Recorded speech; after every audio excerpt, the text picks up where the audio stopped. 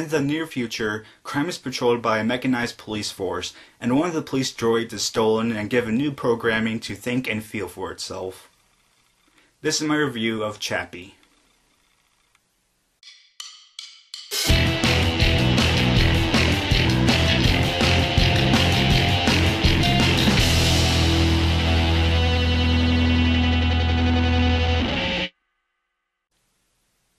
Hey everyone, it's me, John, again, with more 2015 reviews that I have to catch up with, and this time it's Chappie. So yeah, Chappie. I went to see Chappie with mild expectations because the first movie by Neil Blomkamp that I saw was District 9, and I thought District 9 was fantastic, and then I saw Elysium then, which was the second movie that I've seen from him, and I thought Elysium was good. So when going into Chappie, I had mild expectations, and after seeing Chappie with my dad, I have to say that I still believe Chappie is above average.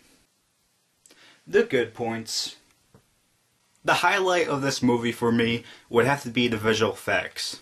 And to me, that's one of the main highlights I've seen in all of Neil Blomkamp's movies, which are the visual effects. But anyways, I thought the visual effects in Chappie were good. Well, actually not good. I thought they were great, actually. But I believe the best thing about the visual effects in Chappie were the droids, the police droids, and Chappie himself. And really, I couldn't tell, and this is a good thing that I couldn't tell, because I couldn't tell if the droids and Chappie were either motion capture or if they were just completely visual effects. If anyone knows, then comment down below. But yeah, like I said, it's a good thing that I didn't really know what the visual effects were, if they're just regular visual effects or motion capture. And there are moments too where the visual effects were mixed well with the special effect explosions of the movie too. Next, I would have to say that I found some of the directing and several of the elements of the writing by Neil Blomkamp to be good. And what I mean by the elements of Neil Blomkamp's writing are the themes of the movie and the concept of the movie itself, because even though we've sort of seen the concept in other movies, I thought that Neil Blomkamp had a nice twist to the concept of the movie. And like I said, I just found Neil Blomkamp's directing in this movie to just be good. There were definitely many moments with the cinematography that I thought were good. I thought that there were many cool camera shots in this movie. The acting by the cast overall I thought was good, but the two people that stood out from the cast were Dev Patel, who played the engineer, and Charto Coppola, who voice acted Chappie. And again, I don't know if he motion captured Chappie at all, but I think he just voice acted him. But if he did do motion capture, I think that Charto Coppola did a good job with his movements to make him seem human. And with his voice as well, and his emotion to make the Chappie believable in a way, to make him feel human. The bad points. The biggest problem for me about this movie would be a tie between some of the writing and some of the acting. Now, even though I said in the good points that the writing was good with its themes and with the concept, even though we've seen the concept before, but I still believe that Neil Blomkamp had his own twist on the concept. There were just moments in the movie where I felt that characters should have been used more, for sure, and moments where I thought that some characters should not have been used more, and where I thought that, man, there's a lot of Deus Ex Machina moments in this movie. Well, I shouldn't say a lot, there were a few moments, but it seemed like a lot, like towards the end. I'll get to what I thought about the character development in a second, but one of the other things about the writing that I need to say that I didn't like was the way it started and the way it should have been throughout the movie. So the way that Chappie starts, I was a little bit excited for it actually, because it had that documentary style storytelling element to Chappie that District 9 had as well. And like I said, I was excited for that because I was like, ooh, cool, this is going to be awesome. Another movie that might be like District 9 with its documentary style. But then after the first 5 minutes, it goes into the normal way of storytelling, like the Elysium way of storytelling, I guess I would say. And after that, it was sort of like, okay, so what was the point of like having this documentary style of storytelling in the first 5 minutes of the movie if you're not going to have it throughout the rest of the movie? And yeah, another thing I have to tell you before I go into the character development about the writing is that the product placement in this movie was like, oh my god, like why is there like this product placement in here? And one of the things that was like glorified in this movie was the product placement for the two rappers that were acting in the movie. And if you guys don't know, the person that's called Ninja in the movie and the main woman of the movie are a rap duo that I think are from South Africa. But yeah, anyways, their music can be heard throughout the movie. You can see like posters or something of them throughout the movie, and even like in the when the credits start, the first song you hear is a song by the rap duo. But yeah, anyways, onto the character development and the usage of the characters in the movie. So I thought that the two characters I thought should have been used more were the characters played by Sigourney Weaver and Hugh Jackman.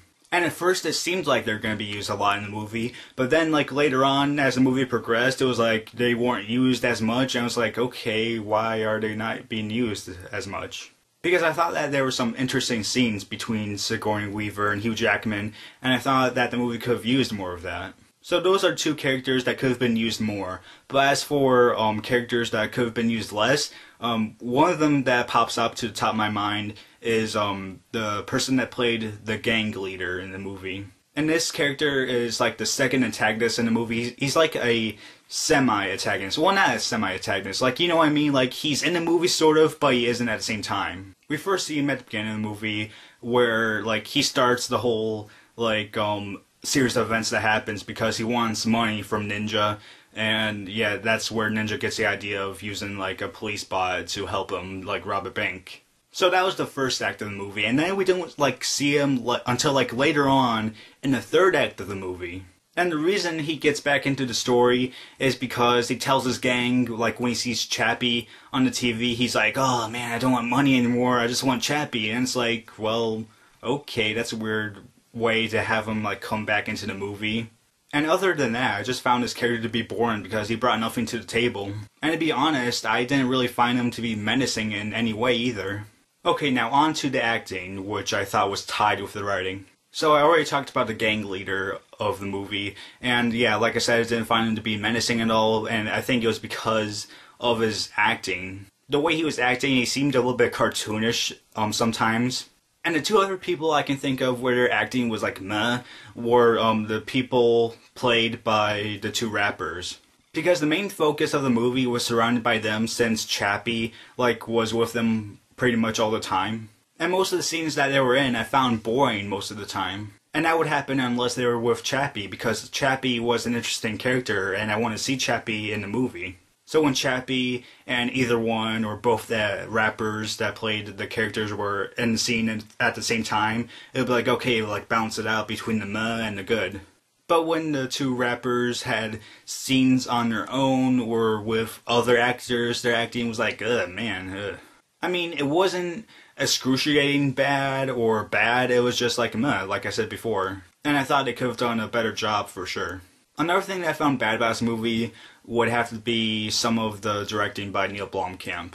And the main reason this is because of the two rappers and some of the other actors and some of the focus that the movie should have had on. I thought that Neil Blomkamp could have had other takes with these actors. Like, I don't know if these actors were that bad, but it just seems like his directing around the rappers or with the semi-antagonist, the gang leader, was bad.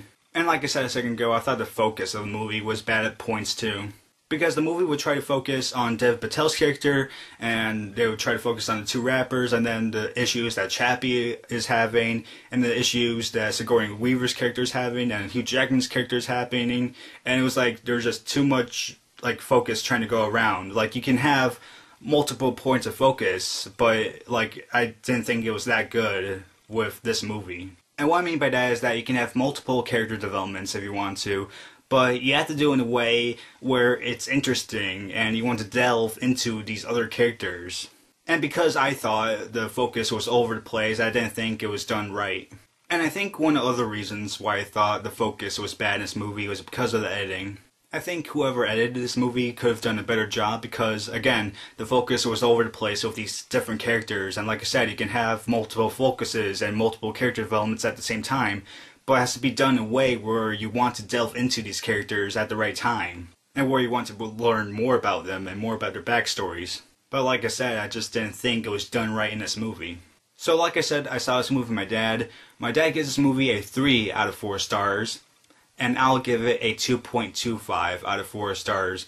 Like I said, I thought this movie was above average. I think you'll like it if you're into sci-fi, if you're into Neil Blomkamp's movies. I think you'll enjoy it at least, or like it. And I think that this is one of those movies as well, where it's like if you have nothing else better to do, then you can go and rent it and watch it on your television. So that's my review of Chappie. Hope you guys liked it. And other than that, guys, that's it.